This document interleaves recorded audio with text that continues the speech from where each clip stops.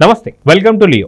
తెలంగాణలో అల్లు అర్జున్ అరెస్ట్ కావచ్చు, చెంచల్ కూడా జైలుకి పంపించడం కావచ్చు, అంతే త్వరితగతిన బెయిల్ రావడం కావచ్చు, ఇది మనం చూస్తూ ఉన్నాం. అయితే ఏపీకి సంబంధించి మాత్రం ఆర్జీవి ఎన్ని చేశాడు, ఎలాంటి సినిమాలు చేశాడు, ఎలాంటి మార్ఫింగ్ ఫోటోలు పెట్టాడు అదందరికీ తెలిసిందే. కానీ రోజులు గడుస్తున్నాయి కానీ ఎటువంటి అరెస్టులు మాత్రం జరగడం లేదు. ఎందుకు ఈ వ్యత్యాసం అనే దానిపై మనతో పాటు సీనియర్ జర్నలిస్ట్ డివి శ్రీనివాస్ గారు ఉన్నారు. వారిని అడిగి తెలుసుకుందాం. సార్ నమస్తే. నమస్తే సార్, ఒక పక్క అల్లు అర్జున్, మరో పక్క ఆర్జీవి.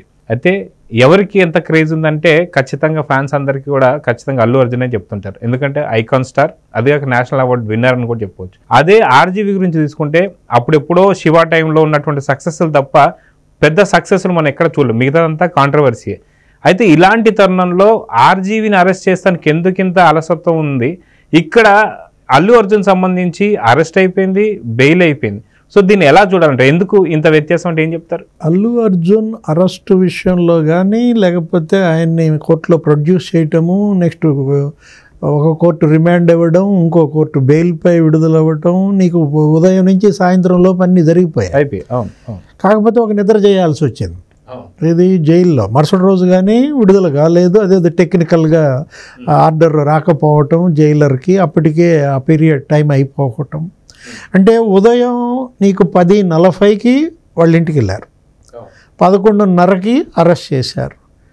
నీకు 2:15 కల్లా గాంధీ హాస్పిటల్ మెడికల్ చెకప్, నీకు 3:10కి కోర్టులో ప్రొడ్యూస్ చేశారు, 4 గంటల కల్లా నీకు రిమాండ్ ఇచ్చేశారు నాంపల్లి కోర్టు.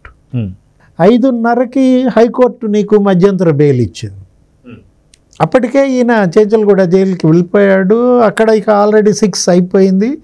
రిటర్న్గా నీకు వాళ్ళకి మెయిల్ రావాలా, ఏది ఆర్డర్సు, అది 3-4 గంటలు బట్టిన అది రాకపోవడం. అంటే జడ్జి బెంచ్ దిగాలి, ఆర్డర్ రాయాలి, అది టైపింగు ఇదంతా అయ్యి వచ్చేసేసరికి నీకు పుణ్యకాలం గడిచిపోయింది. ఆ రాత్రి నిద్ర జైల్లో ఎవరు అర్జున్ మార్నింగ్ రిలీజ్ చేశారు. అంటే ఇవాళ తెలంగాణ పోలీస్ వ్యవహరించినంత నిక్కచ్చిగా ఆంధ్ర పోలీస్ వ్యవహరిస్తోందా? ఏపీ పోలీస్ ఎందుకు ఇలా ఇంకా ఇప్పటికీ 6 నెలలైనా ముఖ్యమంత్రి చంద్రబాబు ఆయన ట్రాక్లోకి ఎక్కించినా కూడా అక్కడ ఎందుకని కొంత మరి వైసీపీ అనుకూల కోవర్టులు అక్కడ ఉన్నారా? ఎందుకంటే మనం చూసాం, ఇప్పుడు విజయపాల్ ఇవాళ ఇంట్రాగేషన్లో ఉన్నాడు RRR కేసులో. ఆయన ఏది అడిగినా ఒక 50 ప్రశ్నలు వేశారంట, తెలియదు, గుర్తులేదు, మర్చిపోయా. ఎవరిని గదిలిచ్చినా అదుర్స్ డైలాగులే. లేళ్ళ అప్పిరెడ్డి అయినా అంతే, లేకపోతే సజ్జల రామకృష్ణారెడ్డి అదే, జోగి రమేష్ అదే, ఆర్జీవి కూడా అదే. అసలు ఆర్జీవికి అక్కడ దాకా కూడా రాలేదు.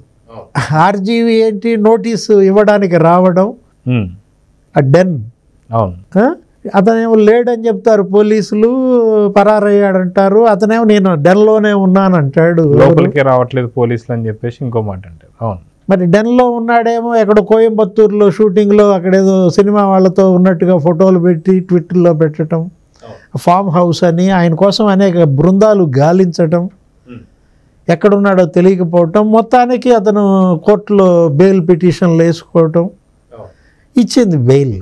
అంటే కోర్టు బెయిల్ ఇచ్చేదాకా ఆయన ఎందుకు పట్టుకోలేకపోయారు, ఆయన ఎందుకు అరెస్ట్ చేయలేకపోయారు? ఆర్జీవి ఇవాళ తెలంగాణ పోలీస్కి నీకు ఏపీ పోలీస్కి జనం కంపేర్ చేసుకోవటం, ఈ పోలీసింగ్కే జగన్మోహన్ రెడ్డి గగ్గోలు పెడతాడు. వైసీపీ సోషల్ మీడియా కావచ్చు, లేకపోతే వైఎస్ఆర్ కాంగ్రెస్ పార్టీ నాయకులు కావచ్చు, ఏదో ఆంధ్రప్రదేశ్ పోలీస్ వాళ్ళని ఏదో చిత్రహింసలు పెడుతున్నట్టుగా వాళ్ళకేం బిర్యానీలు పెడుతోంది. బోరగడ్డ అనిల్ అతను బిర్యానీల అంశమే కాదు, అసలు నీకు ఆయనకేదో దిండు, పరుపు, ఏదో పోలీస్ స్టేషన్లోనే మర్యాదలు చేశారని. నీకు ఒక్క ఆర్జీవీయే కాదు, నీకు శ్రీరెడ్డి ఆమె పైన కేసులు. ఏం జరిగింది యాక్షన్?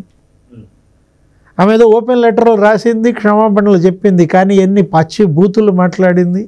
అసలు ఆ వీడియోలో అసలు సభ్య సమాజం నీకు తలదించుకునేటట్లుగా. పోసాని కృష్ణమురళి పైన కూడా బోల్డ్ కేసులు పెట్టారు. ఆయన అసలు ప్రత్యక్ష రాజకీయాలకి ఏదో గుడ్ బై అన్నట్టున్నాడు, కుటుంబం ఏదో బాధపడుతుందని ఆయన ఏదో 1-2 ప్రెస్ మీట్లు పెట్టి ఆవేదన. అతని వల్ల బాధపడ్డ కుటుంబాల పరిస్థితి ఏంటి? అంటే ఇంకా నిక్కచ్చిగా వ్యవహరించాల్సినంతగా ఏపీ పోలీస్ అక్కడ లేదు. ఇప్పుడు అదే ఇప్పుడు ఇష్యూ ఇక్కడ ఏది RRR కేసులో కానీ లేకపోతే కాదంబరి జత్వానీ కేసులో కానీ అరెస్టులు, 3 IPSలు అక్కడ సస్పెండ్ అయ్యారు. వాళ్ళ బెయిల్ పిటిషన్లు కూడా ఉన్నాయి. రేపో మాపో వాళ్ళు 19వ తారీఖు ఇప్పుడు జడ్జిమెంట్ ఇస్తామన్నారు. అంటే బెయిల్స్ ఇచ్చేదాకా అరెస్టులు ఎందుకు చేయటం లేదు? అంటే వీళ్ళే అరెస్ట్ చేయకుండా వాళ్ళు కోర్టుకు వెళ్ళడానికి బెయిల్ తెచ్చుకోవడానికి అవకాశం ఇస్తున్నారా?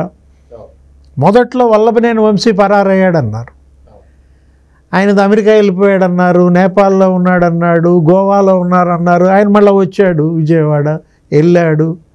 ఏం చేశారు? ఇప్పుడు ఇష్యూ ఏంటంటే అనేక కేసులు ఇవాళ అక్కడ కేసులు పెట్టారు.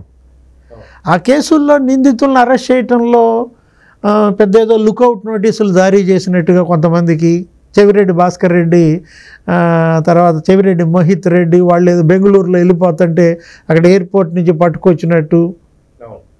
హత్య కేసులో అతను నిందితుడు ఎవరు? చెవిరెడ్డి కొడుకు. అరెస్ట్ చేశారా? 41A ఇచ్చి పంపించారు. 41A ఇచ్చి పంపించడానికి నువ్వు అక్కడ బెంగళూరు నుంచి పట్టుకు రావాల్సిన అవసరం ఉందా? ఇప్పుడు ఇది కూడా దేవినేని అవినాష్ అతను ఏదో పరారైపోతున్నట్టు శంషాబాద్ ఎయిర్పోర్ట్లో పట్టుకొచ్చినట్టు అక్కడ తీసుకొచ్చినట్టు.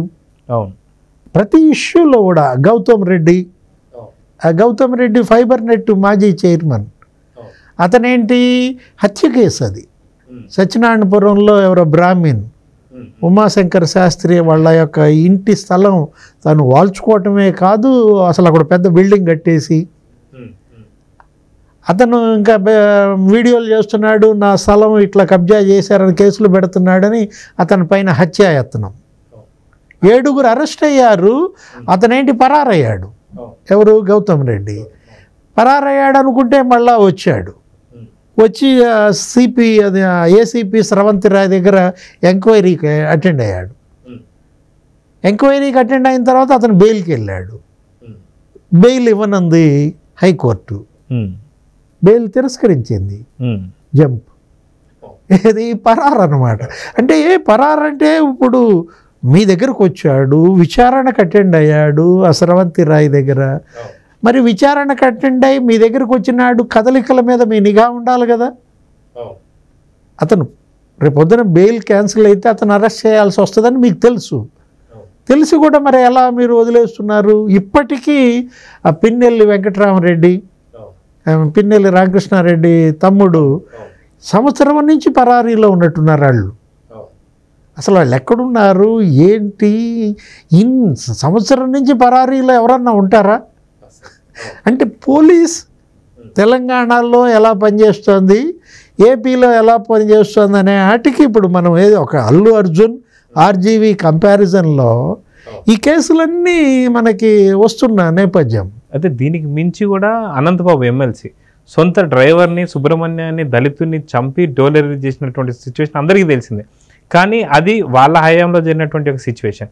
సో కూటమి ప్రభుత్వం వచ్చిన తర్వాత దీన్ని ఇంకా కేసు టేకప్ చేయలేదన్నట్టు చూడాలా? దీన్ని ఎలా చూడాలంటారు? అన్ని కేసులు ఏది ఇవాళ అనంతబాబు అప్పుడు వీళ్ళే ఆరోపణలు చేశారు. ప్రతిపక్షంలో ఉన్నప్పుడు తెలుగుదేశం ఆరోపణలు చేసింది, జనసేన ఆరోపణలు చేసింది. అతను దళిత డ్రైవర్ సుబ్రహ్మణ్యం మరి హత్య చేయటమే కాదు డోర్ డెలివరీ. అంటే ఎంత పొగరు, అసలు ఎంత ఉన్మాదం. ఆ కేసు ఏమైంది? దాన్ని ఎందుకని వీళ్ళు మళ్ళీ తవ్వి తీయలేదు ఇప్పటి వరకు? ఇప్పుడు RRR కేసు కూడా ఆయన వచ్చి కేసు పెట్టాడు.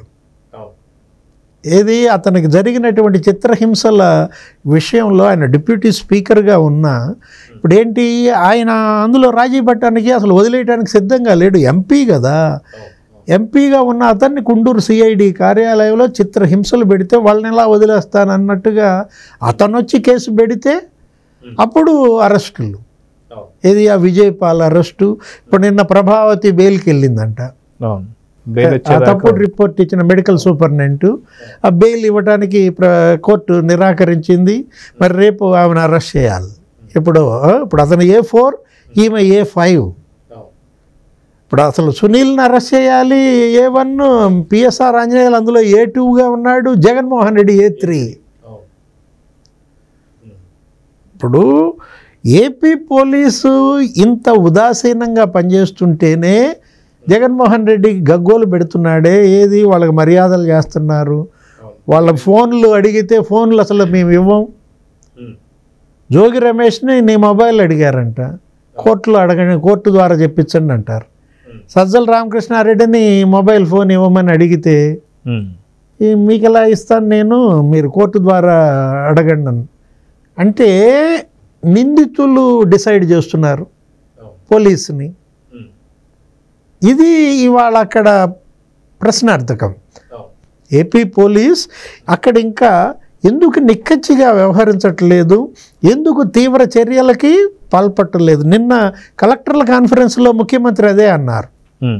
అసమర్థంగా పోలీసు వ్యవహరిస్తే నేరస్తుల ఇష్టారాజ్యంగా మారుతుందని ఆయన అన్న దీంట్లో ఇప్పటికీ సమర్థ పోలీసింగ్, మరి ముఖ్యమంత్రి చంద్రబాబు దిశానిర్దేశం నిన్న కలెక్టర్ల కాన్ఫరెన్స్ తర్వాత అయినా సమర్థ పోలీసింగే నీకు నేరగాళ్ల కదలికలని అడ్డుకోగలదు.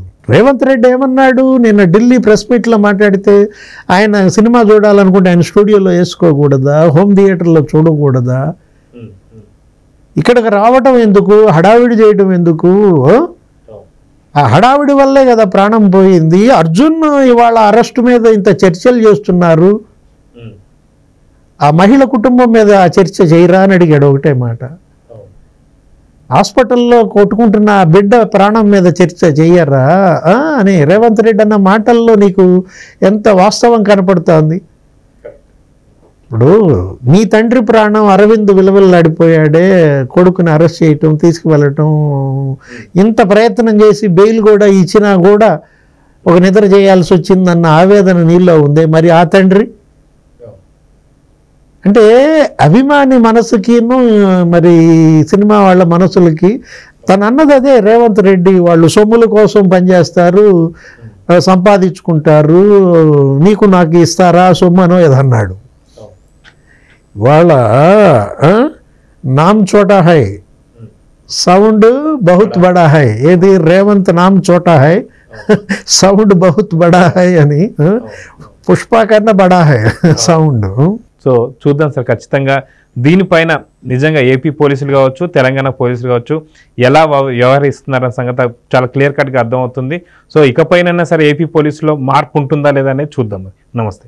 నమస్తే. Please subscribe to Leo News for more videos.